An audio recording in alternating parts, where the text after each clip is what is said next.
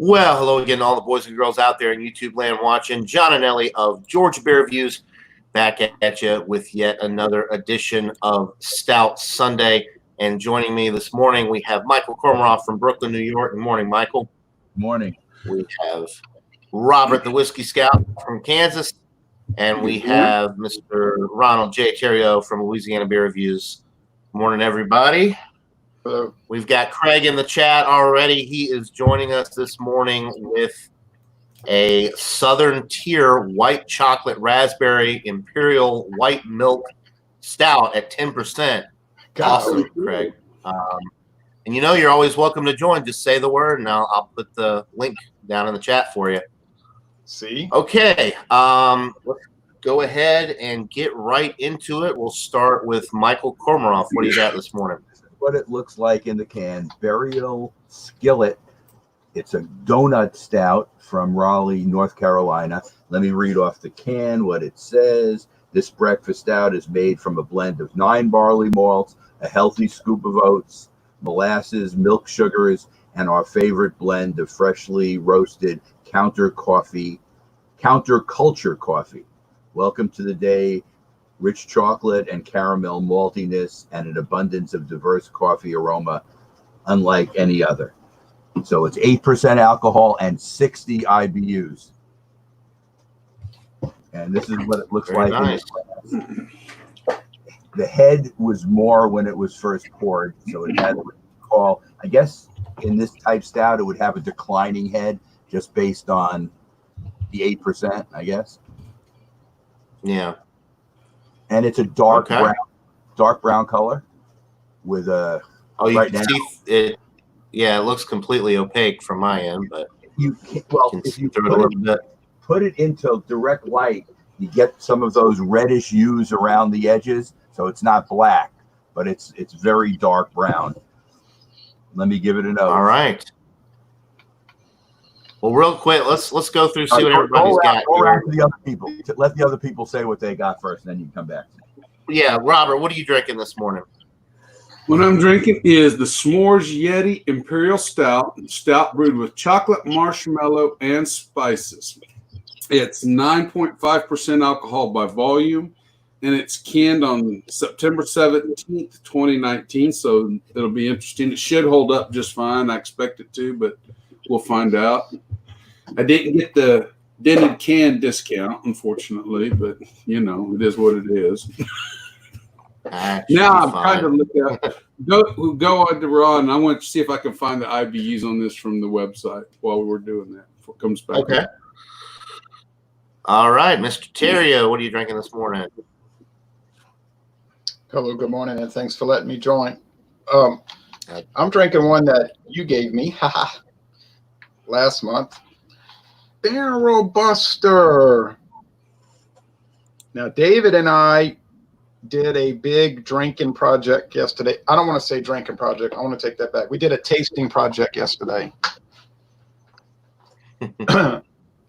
And I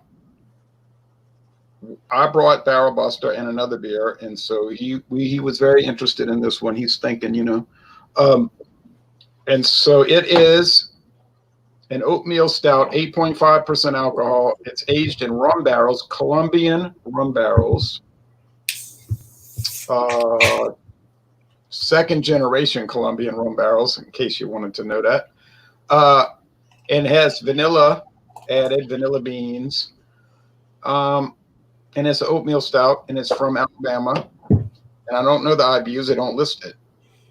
But thank you for giving me these 2 cans, and I'll pour it real fast just to show you. I know you don't want us to wait, but there you go. Dark brown, you know, typical thing. Not bad. I'm excited to know what you think about that one. Thank you. All right, and what I've got is the Guinness Extra Stout. I've done this before, but it's been a while, and this is a 22-ounce bottle. I can buy singles at the gas station for like $3, so I think it's a really good deal for a big old glass bottle of Guinness. Okay, let's see. Cheers to Terry and Blake in the chat. Thanks for stopping by, guys. we are going to go ahead and go back around to Michael Kormeroff with his Burial Skillet. I know he's just dying to get into that. Again, I poured it to the top, and the head did not get big as it was at the beginning. Let me get a nose on it. Okay, the front end of this nose is all coffee. Now, they do mention the coffee, so I guess I'm not surprised. Let's see if I can pick up anything else. That's really all I'm getting. I guess I'm getting some roasted malts in the background as well, but coffee is definitely the lead taste. Let me give it a taste. Wow. It's very smooth. And I guess that's the lactose and the oats that are in it. It really smooths it out nicely. The coffee is the prevalent taste, and it tastes like very roasty coffee, if you know what I mean. A lot of roast, and you're getting, roasted malts in the taste as well. This is a dangerous beer in that it goes down really easily. You can't taste the alcohol at all. So the coffee combination with the roasted malts cover up the alcohol very well. It drinks more like a session beer than a 8%er. I'm enjoying it. Trying to see if there's anything else in the taste profile I can give you. Maybe there's a little bit of kind of like a baker's chocolate in the background, but it's not a primary taste. It's smooth though. It's really smooth. So with the oats and the lactose that's in it, doing a wonderful job of smoothing it out. And Burial is a brewer that we get some of their beers here, but I got this when I was in North Carolina. So any of this, something like this, they don't ship out of North Carolina. Some of their beers, we get a Saison and we get a couple of their other beers. But this is very good. I'll mull it over and I'll have a number for you. Okay. Did you mention what part of North Carolina it's from, or did you just? Yeah, it's from Raleigh, which is the capital. Raleigh. Oh, okay. Cool. All right. Well, let's keep sipping on that and come back around here shortly. We'll go to Robert the Whiskey Scout with his S'mores Yeti. I'm excited to hear what you think about that. I have been very impressed with the Yeti lineup of beers that I've tried over the years, but I've never had the s'mores one. I've never seen the s'mores one. So I think I've had it once before, but it's been about a year or more. It's been a while. But definitely gives you that chocolate note. You do get the malty, the dark roasted malts. You get the chocolate that comes along with it. And the graham cracker note. I don't know if it said graham crackers on it or not. I don't see that. And when I visited the website, it doesn't speak to the IBUs on it. And actually, sweet milk chocolate cinnamon cracker made from graham flour. Okay. Well, it says on there, that's food pairing. Made a graham cracker on the food pairing is what it says. But to me, it must be the cinnamon component in it. Because it does say, like I said, brewed with chocolate, marshmallow, spices. So it must be the cinnamon component, giving it to the almost cinnamon graham cracker note. I wish I could talk this morning. I'm sorry, guys. Oh, but it's definitely very chocolatey, milk chocolatey to me. And it gives you that definite s'mores note it comes across like it says. It comes across like a s'more. Really, it does. That's about it on the nose. I'm not really developing anything else. Just that cinnamon, the graham cracker note, heavy on the chocolate, and your basic roasted malts. And it did pour with the 2-finger head initially. Since then, died down to about a 1/4 inch worth of head. Lacing it managed to stay on the glass rather well. Yeah, it looks good. Yeah, you can't see through it. Dark Cheers. and rich. It tastes good for being canned on September 17th, 2019. It's still vivid. The flavors are vivid. They're not muted. Heavy on the chocolate. This is a very chocolatey stout. But the roasted malts balance well with the chocolate. You do get that sweetness from the marshmallows. A marshmallow sweetness, sometimes it comes across more as a general live sweetness to me. I don't really can't. It's not that I can say it's a marshmallow, because marshmallows to me don't have a lot of flavor. They just come across as a sweet white puffball. I mean, there's a little flavor there, but not much. And I think it drowns out in this.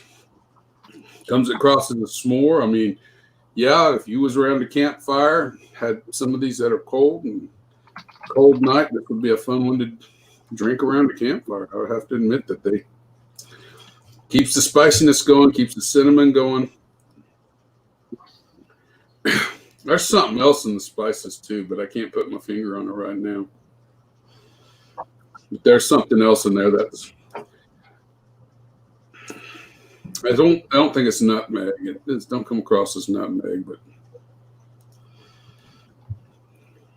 I don't know. I'll think about it for a little bit and maybe come up with it.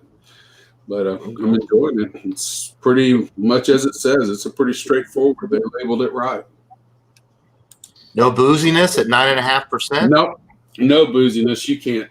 If you didn't know any better, you might get for somebody that's maybe starting out, might notice the alcohol more than I do. For me, no, there's nothing. Nice. Sounds pretty dang tasty. All right, well, we'll come back around here in a little bit. Let's go to Rontario with his Barrel Buster Oatmeal Rum Barrel Aged Stout. Well, you're unique today because you're the only one without a flavored beer. That's true. But we all wear glasses. We've talked about this, though. Most beers are flavored now. It's kind of hard to come across just a standard beer these days. Like I said in Alcohol Legs yesterday morning, we're flavored beer people living in a flavored beer world. That's right. And then I also said, please support speakeasy bars and other parts of the underground economy. I posted that in. Yeah, I need to find me a good old speakeasy. It sounds pretty good right about now. Here it is. It's dark. There was a head of tan foam, but that dissipated. We all wear glasses though. That's something we have in common.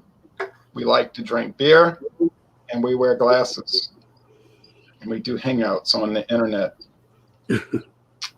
I'm taking my glasses off. Hey, the aroma is okay. So the oatmeal stout. First thing, it doesn't really give that slick oatmeal sliminess, So that's the first thing. I would never, ever think it was an oatmeal stout if I didn't know better, okay? I know it because it says it on the can. But I wouldn't be thinking that. Now, the aroma, well, hold on a second. I guess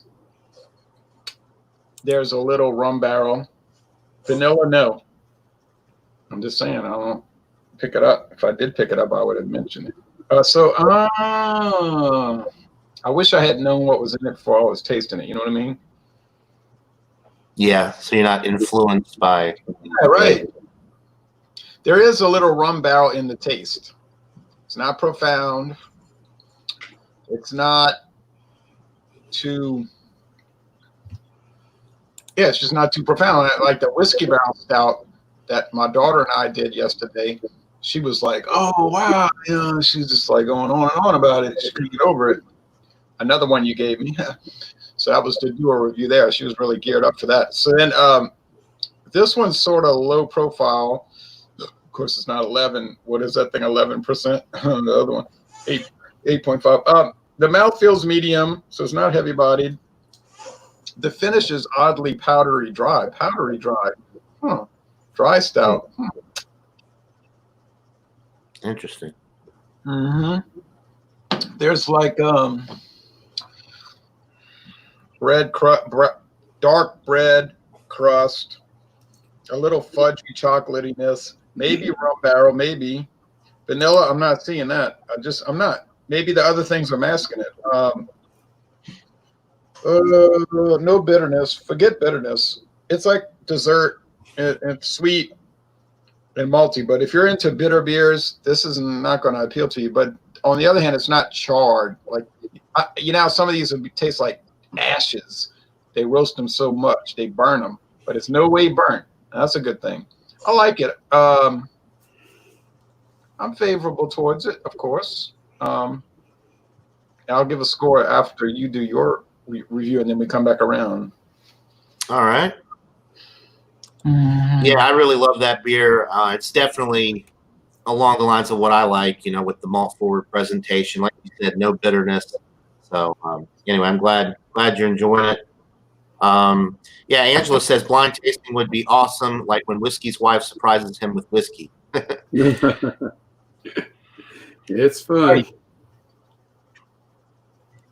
All right, so the Guinness Extra Stout. There's the pour.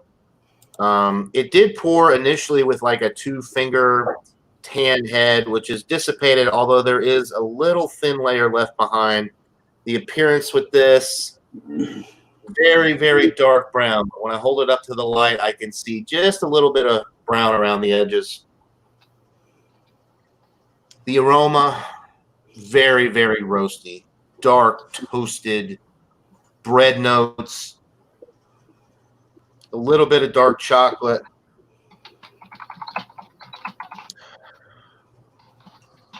There's no coffee in this, obviously, but I'm almost picking up on a light coffee note just from how deep the roast is with this. And that's pretty much it. It's a pretty straightforward aroma, more of a traditional stout, no additives whatsoever, just roasted malt, yeast, water, hops. That's it. Smells good, so cheers, guys. Cheers, John. Cheers. Cheers to you. Very roasty, toasty, rich. It's not really a thick mouthfeel, but the roast with this just kind of makes it more of a medium body. I wouldn't say that it's heavy body, but it's definitely getting up towards the high end of medium. Little bit of the dark chocolate is coming through, but there's really no sweetness with it. Dark chocolate just by itself is almost, you don't add sugar or anything to it. It's almost more of a bitter finish. Yeah. And that's kind of what I'm getting here. You're getting the dark chocolate notes, but it's not sweet by any means. Slightly bittering on the finish. It drops off pretty nicely. It's not, like I said, it doesn't have a thick mouthfeel, so it's not sticking to the insides of my mouth and building up as I sip on it. The carbonation with this is actually on the medium side. It's a nice prickly carbonation, which is kind of unusual for a stout these days to have a lot of carbonation, because the stuff that I'm used to, the barrel, especially the barrel-aged stuff, anytime you barrel-age something, you pretty much lose most, if not all, of the carbonation. This one definitely has some good carbonation with it. It's very well balanced between the malt and the hops.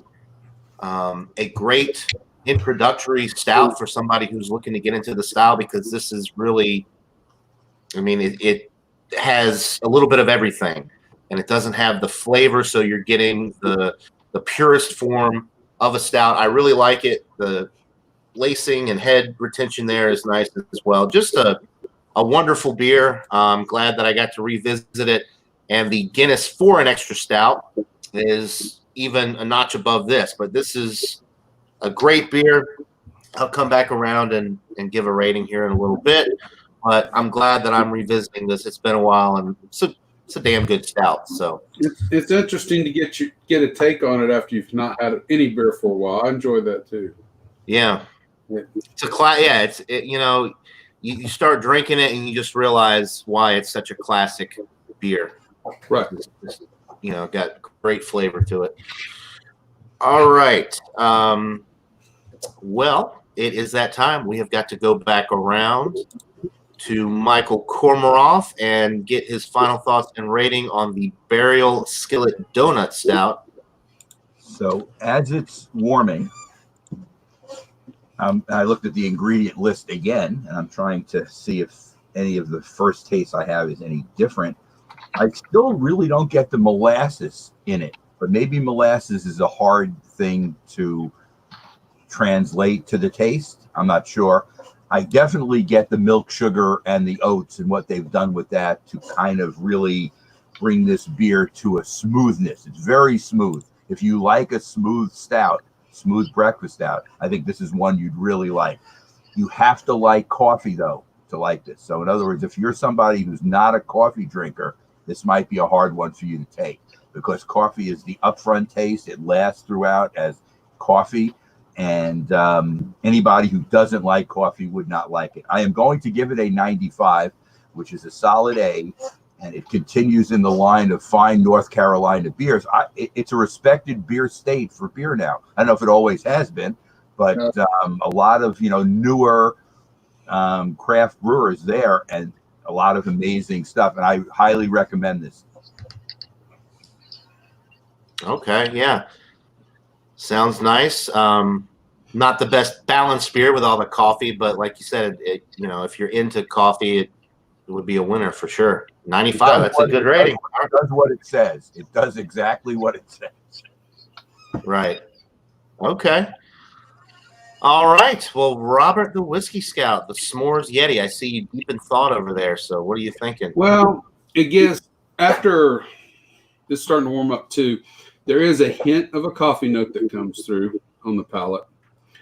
And I'm going to say this, and it's going to sound crazy, but almost like a sesame seed. That's crazy. Yeah, I've never really got that with the beer before. There's almost like a sesame seed oil kind of note that comes with it. Strange. Overall, I'm giving it a 92 because it's very heavy on the chocolate. All those are just hints of what I'm talking about. They're not very prominent at all. You really got to sit down and think about it. The chocolates just keep driving it. So to me, it's I don't want to say it's unbalanced per se, but it's just a heavy on the chocolate and cinnamon. And that's what you're mainly getting. You get a hint of the coffee. You get a generalized sweetness. I can't pick out the marshmallow because I think it gets washed out with all the chocolate. And just like a sesame seed note that you get like when they put sesame seeds on top of your dark bread. That's kind of how it comes across, and it's the best I can do for the spices. I'm sure it's not got it in there. I would seriously doubt if they ever put any of it in there, but that's the kind of note that it's giving me. And yes, yarning with Angela, my wife, surprises me. That's a good thing, but it's probably going to slow down. I'm starting a new job this next week, so we're going to see what happens. So, yeah. Good luck with that, Robert. Oh, yeah, thank you. Yeah, it's going to be different from what I have been doing. So, but I got to do something. If they're not going to, nobody's going to drill. I'm tired of sitting. I ain't going to sit. So, anyway, but that's beside the point, everybody. I enjoy this. If you like a chocolate-driven cinnamon stout, you're going to like this. And this is pretty good. See, on the score-wise, I look back and I seen that Mexican stout Yeti produced that I really liked. I only gave it a 95. So I think this falls generally, when I wrote down the score and then I started looking back through of all the Yetis I've drank, this falls right in line. I think I gave the original Imperial stout a 94, 95. And I think I liked it probably a little better. The book of notes. I have my own collection here too, Robert, of all my stuff. Well, yours is probably a lot better than mine, Michael's. A whole lot better than mine. A lot bigger. Mm-hmm. I have multiple books. You're right. But the 2018 Great Divide Yeti Imperial Stout, 12.5%. I gave it a 95 too. So both that and the Mexican chocolate ones, I gave 95s to. This doesn't quite hold up to that. So 92 really falls in line score-wise. So anyway. Angela's impressed. She says, wow, how organized you are. I don't know about that, but anyway. Here's to you, Tyler. Thanks for stopping by. We got plenty. We can refill. Okay, so we got a 95 and a 92. Mr. Terrio, what are you thinking of the Barrel Buster, 8.5 for a rating.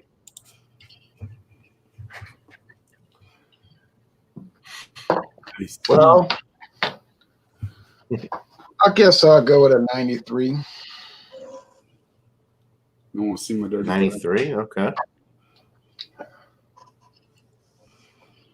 It's most excellent at that lower end of most excellent. But you got to have a cutoff somewhere, right? Mm-hmm.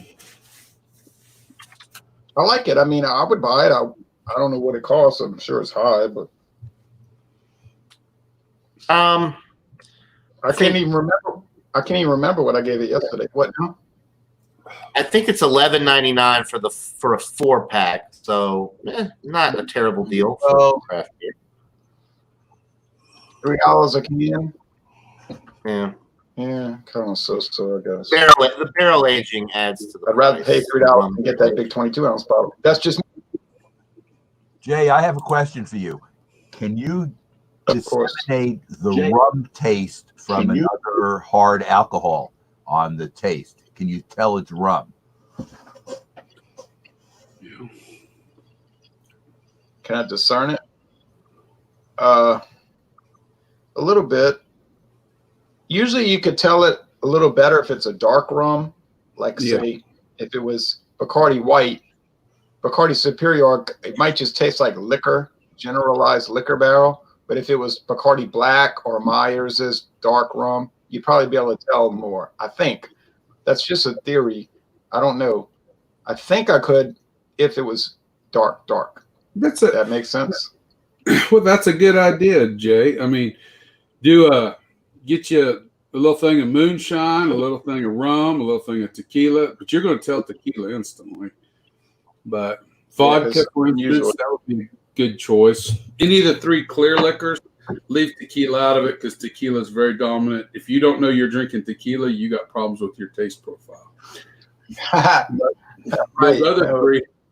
Those other three, you can kind of branch together. You should know the corn liquor too. But there are times when vodka and rum, if it wasn't for the sweetness in the rum, it'd be hard to tell the difference. I agree with Jay on that part. I've been having I feel like go ahead. I've been having some interesting experiences in these rum taste challenges. I only got one wrong though in the last week. I only got one wrong, but I was shocked because it was Skull dry white versus Cruzan aged light. And I thought, whoa, Skull's not going to win, but it clearly won. And then I couldn't even tell them apart. I got it wrong. When I looked underneath that glass and it said Cruzan aged light, I was like, ooh.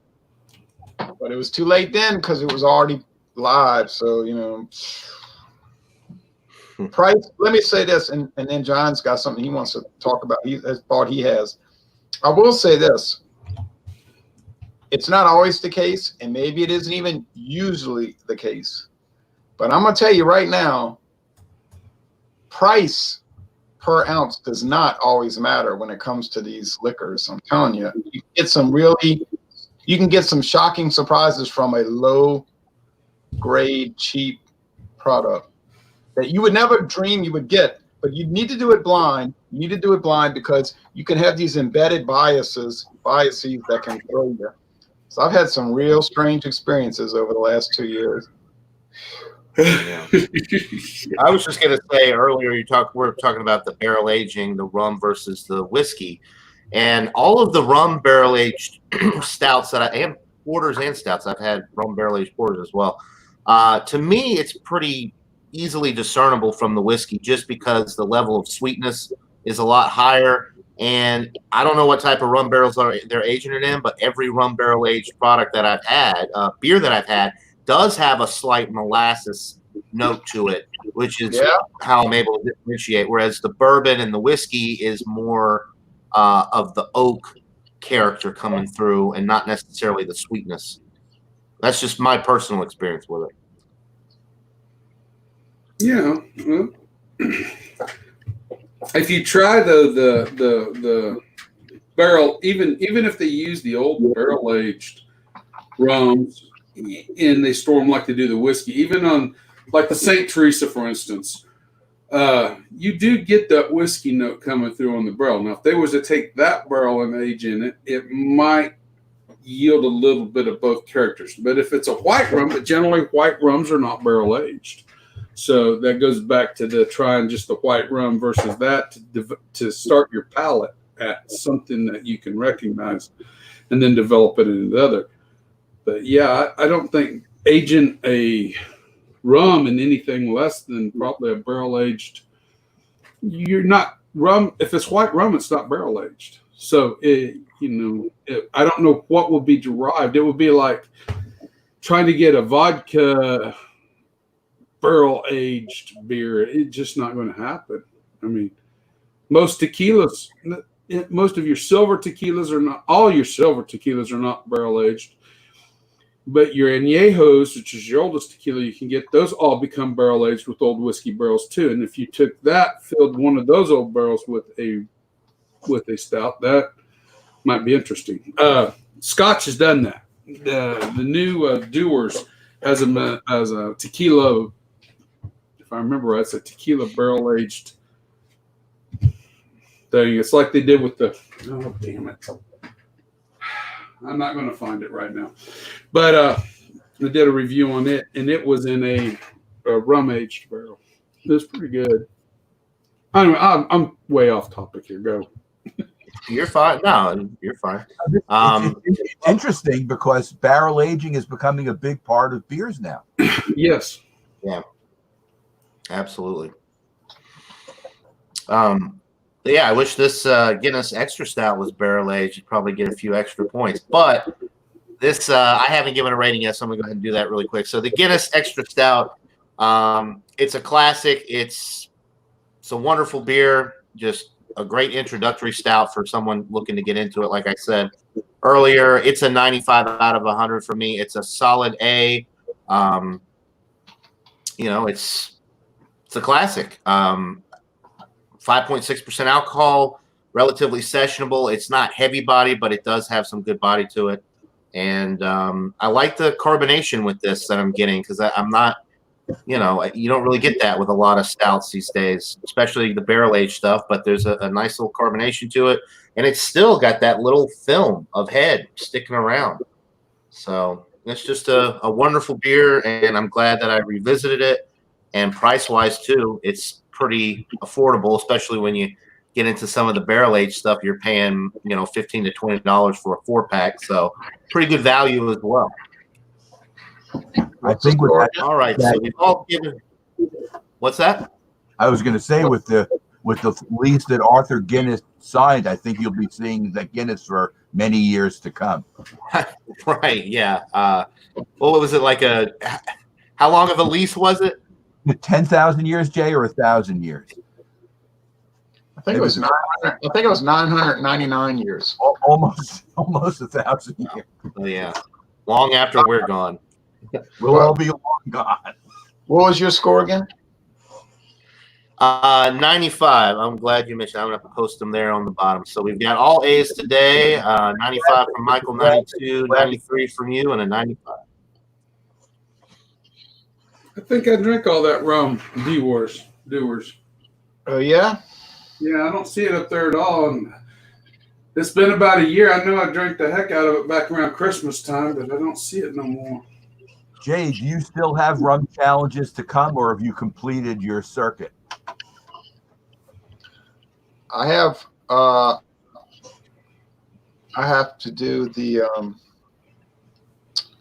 Clubhouse versus Cruzan Aged Light. I have to do Cruzan Aged Light versus the notorious and infamous Ron Rio, which smells like Roundup and tastes like rancid sugarcane stalks.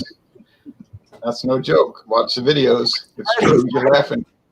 You're laughing, but I've seen one of them. I know. he's laughing, but if he tasted it, he'd be crying probably. I'm perfectly good with your experience. Beyond any belief that say, "Oh, I've tasted some bad rums," and I'm like, "Come try this," and then you'd change everything you said. You'd be like, "Wow, I thought I had." So then that's going to happen. Then I have Bocador, which is always pleasant. Bocador is great, really, when you think about it. And then finishing up with Captain Morgan. There's only one Captain Morgan. There is only one Captain Morgan. Do that, and that's from the television commercial. And then I'm going to close it out with Palo Viejo. And the reason I'm going to do Palo Viejo is because Palo Viejo and the Cruzan Dry Light are both bottled by Beam Suntory in Illinois. I don't know if they're actually owned by Beam Suntory, but they're bottled by them in Illinois. So yeah, Michael, one more thing. If you make a comment on any of my videos, I'll be able to see your channel name, and then I can get into that. On your direct videos or on Alcohol Legs, either one? On no, it has to be on YouTube. Right, watch one of my YouTube. It has to be. You're talking about adding him as a moderator, right? Right, because I don't have his URL, and when you look for his account, it doesn't show up. He's got no content. I'll make a comment on one of your YouTube videos, and then you can do it. Because I know you said you watch them a lot, but you don't actually comment. You know, it's funny, and I think I mentioned this to you. I'm a moderator on another group, and it's funny because the people who are the administrators now have left everything to me. They're leaving all these things. There's a whole bunch of them, and I almost feel like I'm being a tough guy because I'm trying to keep the content all about beer, and they're sticking stuff on like beer glasses. And you have to, keep your line straight, at least in my mind. And until they say something like, don't do it anymore, I'm going to keep doing it. It has to be related to beer. And it can be, the other stuff is important, but that should be on other sites, not on beer sites, not on beer blogging sites. That's right. I would like to add you to the, as a moderator, because it would help me when I do those Hangouts to keep things go, because it's so hard to run that switchboard. But yeah, if you make a comment, then I'll be able to get your URL and then add it. Okay, I will do that. I'll make sure I do that. I look at your videos. I usually don't comment, but I will do it. He stalks us, that's what Michael does, y'all. Comment, it's Michael, I'm here. Or if I have a specific comment, I'll make it. All right. Before we go off air here, Michael, is there anything you want to share? Ron's kind of told a little bit about, or do you have anything else, Ron, before we go to Michael, that you've got coming up on your channel that you want to plug? Nah, just the taste challenges that I do all the time. And then Wild Card Wednesday, Wednesday night at 6:20 to 6:30 Central Time, 7:20 Eastern. Okay. I know somebody's going to ask in our Hangouts, like, so if it's Wild Card Wednesday this week, what can I bring? And I'm going to be like, well, anything, because it's Wild Card. Somebody asks that every week. I'm like, somehow the concept's just not getting grasped. But it's the first weekend of the month is always the theme. But the second Wednesday, the third, the fourth, the fifth. Right. Well, what's the next theme? Oh, beers you could pair with seafood. Oh, that's easy. Pretty much anything. Oh, yeah. All right. Yes, I don't know if you would want to pair a strawberry shake IPA with seafood, it'd be kind of a strange pairing. Not but a Corona with anything shrimp, like a. Yeah, that might work out. Yeah, that would be good. I've had that. With good buttered garlic grilled shrimp and Corona, that's pretty tough to beat. So, Michael, do you want to share any details from the beach club stuff that's going on? Or we started now, and it's funny how some of the people who walk up and down the line, everybody's masked still. It's beach club, and obviously you do a beer tasting, you have to take your mask off, or at least lower it so you can drink. So we're sitting from each other, and we're kind of social distance to the point of 1.5 feet. I mean, it can't be more than that. You're sitting across the table, so it can't be more than that. And somebody walks by and say, "You're not really social distance." Okay, again, it's like anything else. You're at the beach club, and as long as the main beach club people aren't there actually walking around saying anything, you just go through with your operation and you just do it, and that's it. And It was good. And I was telling John at the beginning, we did 7 beers, and my beers finished 5th, 6th, 7th. So, look, you're supplying beer. You don't have to think in terms of what you're doing. Mine were more straight, Flying Dog, Raging Bitch was one of them. The one from John from the Southern Tier Pack, the new juicy one, that was one of them. And I'm trying to think what the last one was. But whatever they were good beers. But Gail, who this other woman is, and Frank, they bring this, top end, other half, an evil twin IPA that died for, with about 20 words in the title. I mean, I saw that. Yeah, filled the can. I couldn't even fit it in my notes. I had to go 4 lines. Incredible! They just go crazy. So the beers post that stuff in Alcohol Eggs. Yeah, I'll post it in Alcohol Eggs. I also post it in Beer 2020 also. I'm a little bit behind because we came back late last night. So I did send it to John. I did send it to my nephew. Other than that, I haven't sent it to any individuals, but I will post it. Yeah. Tomorrow is the chat is nice. It's nice when you put. Oh, right. And it's a big one for me because I've been saving this Founders malt liquor, which is barrel aged, and I'm very excited. I think I told you, John, it's like 14 or maybe it's 15%. Yeah, it was like 14.2. I think it was just over the legal limit. So I never got it. And I'm excited because I will see. Somebody else could have it, but I think it's most of the people there have macro malt liquors, I think. Yeah, I don't think anybody else is going to have the DKML. They don't even make it anymore, for one. And I mean, yeah, DKML was higher ABV in Louisiana. I'd have to look up my records and see, but it was I've been sitting on it and saving it. And what I decided is, you could save things for so long. Here's a chance to do it in a group, and we'll see. We'll see. It should, like you say, it's going to be not a blind test for me because I know what it is, but against high gravity malt liquors and macro malt liquors, it should do well, I would guess. Oh yeah, but I mean, it's just so different. It's so strong though. Oh man, I feel bad for you. Well, like I say, it's usually on. I think you'll have a good time with it. I will sip it. I'm not gonna sit around going, "Hey, this is good." I'm gonna take a big swig because it's like anything else. When you get into that high alcohol area, it goes right to your head. And you want to be clear thinking when you give your numbers. And Bumpy is very explicit when he runs his thing, where he wants you to really be dedicated to giving him what we're dedicated here too. It's not like we're not, but he gives you his whole. He reads you all the content and everything in the thing, and we're supposed to be. We're usually serious. You do get some people who come on sometimes who are a little less serious, but for the most part, people are serious, and that's exciting to me. Stout Sunday next week again. It continues year round, so that's exciting too. Yes. I'm sorry. I'm glad you brought up Stout Sunday next weekend. If somebody would like to host, my nephew is getting baptized next weekend, so I will be out of town.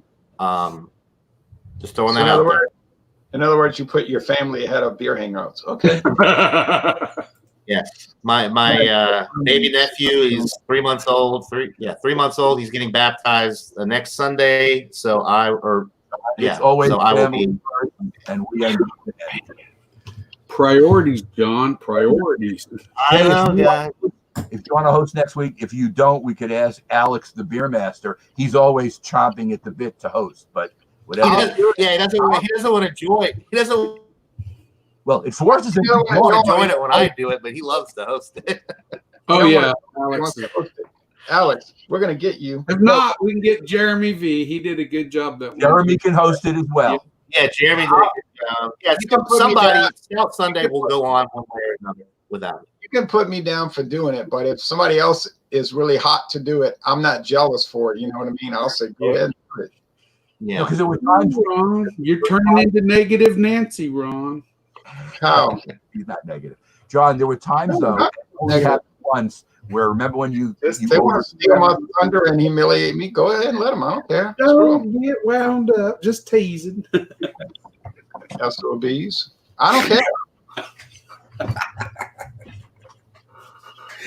I'm sorry about that. when Alex does it and when Jeremy does it, they Right do a now. wonderful job. So anybody who wants to do it is They fine, did. for sure. So really quick, Jeremy wants to know, Ron, what is the theme for this week's Wild Card Wednesday? Oh, But actually, somebody I swear is going to ask me that this week on Beer Talk I 2020. know, yeah.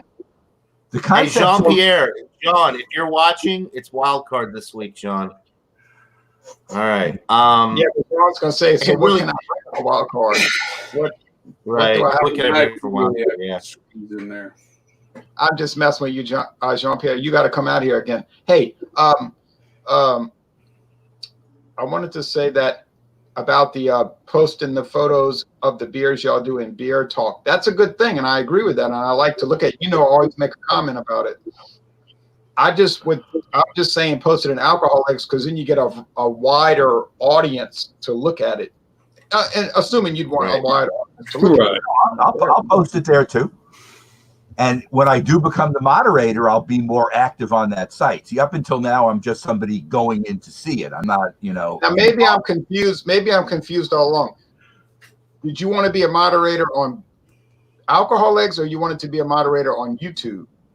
I want to be a moderator on Alcohol Legs. But if you want to, Oh yeah, I never needed your URL to start. I could add you in the next. Okay, so it would be cool being a moderator on YouTube as well. I could be on both. I could be on that too. Michael can do both. He's capable. Now, during the summer, I have less activity on the computer, but you realize that because I'm at the beach a lot. Yeah, at the BC. And the way it's been really cool, other than the fact that you have to mask if you're not swimming, eating, or drinking. But Jay, it's like anything else. You do what you have to do so the powers that be don't catch you doing it. And other than that, life goes on. And whatever. You can't. Somebody posted a picture on Facebook. I thought it was hilarious. It was this, I don't know, probably a woman in her 60s out in the middle of the ocean, nobody around her, and she had a mask on. Yeah, I've seen that. She's trying to save lives. If she could save just one life, it's worth it. The rate Well, she was looking out. She was looking out for the fish. She didn't want to spread it to the fish. The rate of the virus here is below 2% in the state. So we're not in any kind of problem right now at all. So I'm not worried. But there are states like Florida, Texas, Arizona, and others where the virus is not as many people are dying, but you still have a high rate of infection. So we have to get it under control, whatever it is. And Ron, you'll admit it's not a hoax. I never said the virus was a hoax. Okay. So, I mean, it's a real virus and we have to deal with it. That's all. At no point in my entire life, which this would have been only germane to February, at no point have I ever said that this virus was a hoax. I never said that. I've said a lot of other things, however, but not that the virus was a hoax. No, I haven't. You want it over with and done with as fast. If it takes a vaccine to do it, great. If we can stop the spread and slow it that way, whatever. But That's all I'm gonna say. Now, when we get off the air, I'm gonna tell y'all about some whiskey that we drank yesterday. But I know John's got to get this thing done. John, you want to wrap it up? Yeah, we can wrap it up. Really quick, I wanted to bring this up. Ron's Beer Reviews and Tools is watching. He's a really cool guy. Anybody out there, that hasn't checked out his channel, he's got a really cool YouTube channel. He reviews a lot of beers from up in, the Boston, New England area, because that's where he's from. Right. He does a really good job. I've been watching his channel for years. Yeah, me too. He's a great guy. I wish we could get him on one of these things. I don't know how tech savvy he is. He went live like one time, but I think that's it. Anyway, Ron, if you're still watching, we'd love to have you sometime for Stout Sunday, Wildcard Wednesday, Malty Monday, any of our events. You're always welcome. And thanks to everybody in the chat. We had a great chat today. Thanks to my illustrious panel, Michael Kormaroff, Robert the Whiskey Scout, and Ronald J. Terry of Louisiana Beer Reviews. Always enjoy hanging out with you guys. John, thanks And for we'll go hosting ahead again, and as you always do. we'll go ahead and close it there. Hope everybody has a great rest of the weekend. Enjoy your baseball today. I'm so glad baseball's back. I've been watching the Braves. They're coming on again today. Looking forward to the third game of the triple-header against the Mets, and we'll see you all on the next one, guys. So cheers. Cheers. Cheers. And I can show you